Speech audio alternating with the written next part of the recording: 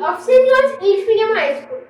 Today, I am here to tell you about my topic, that is, what if there is life on other planets? For centuries, men have pondered about the possibility of life on other planets and have tried to prove its existence. Even before the first shuttle or probe was launched, stories about life on other planets and life invading our own planet were published prolifically. Extraterrestrial life would be incomplete without discussing Mars. Mars has been the biggest focus for the ongoing search of life on other planets.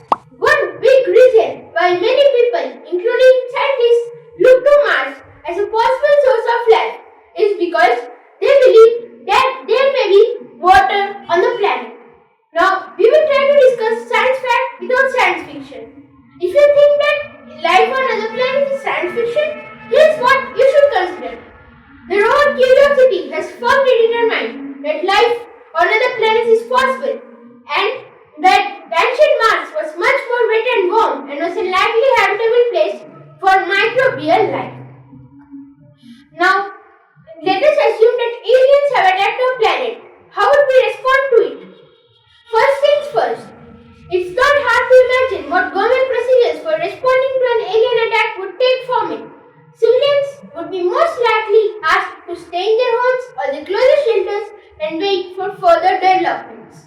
With preparations and precautionary measures, the next step will be to assess the threat and understand the motive of the aliens for entering the Earth's atmosphere. For communication, special emissaries would go to locations where clear contact the aliens could be made. Then they would try to communicate with the aliens and get a non-violent response by using non-aggressive gestures such as projecting images on large screens. Then artificial intelligence and human experts all across the world will try to process the data as quickly and as precisely as possible.